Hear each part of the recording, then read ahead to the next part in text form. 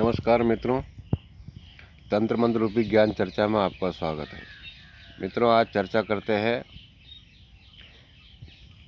कि तंत्र मंत्र में मूठ कब चलाई जाती है या उच्चाटन कब कब किया जाता है।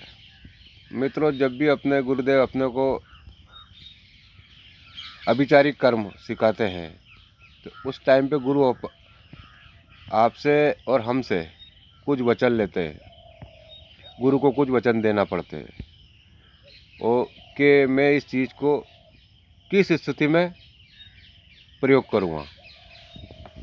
तो मित्रों, सबसे पहला कारण यह है कि जब अपने को स्वयं अपना प्राण संकट में लगे और जिस किसी व्यक्ति ने आपका धन, आपकी स्त्री, आपके पुत्र को नुकसान पहुंचाया हुआ है या उसकी वजह से आपको आपके प्राण संकट में लगे या आपकी ज़मीन, जायदाद, प्रॉपर्टी, रोजगार पे उसने कब्जा किया हो और उसके अलावा आपके पास जीने का कोई साधन नहीं हो, जब जाके मित्रों मंत्र के द्वारा तांत्रिक क्रिया की जाती है।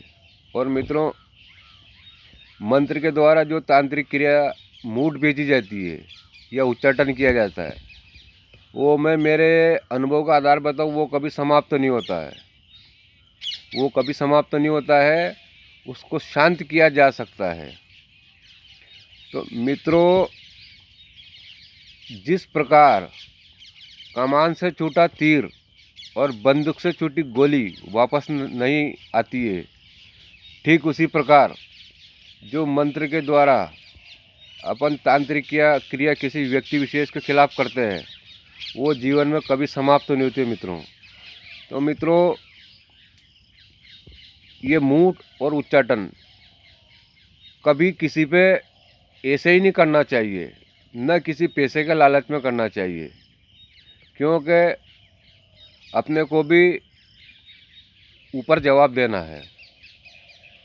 अपने को भी ऊपर जवाब देना है, इसलिए और जब अपने को अपने गुरुदेव ये चीज़ देते हैं तो अपन से कुछ वचन लेते हैं, तो उन वचनों में अपन भी बंधे हुए रहते हैं।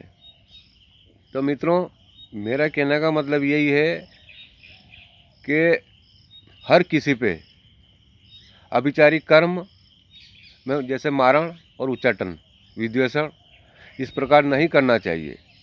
चाहे कोई अपने को कितना ही पैसा दे, कोई कुछ भी करे, लेकिन मित्रों नहीं करना चाहिए। ये सिर्फ अपन साधक है, ये अपने लिए, अपने प्राणों की रक्षा के लिए जीवन में इसका उपयोग करना चाहिए।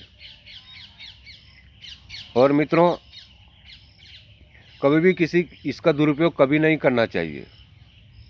तो ठीक है मित्रों, नमस्कार, जय सिया राम, जय माँ भवानी।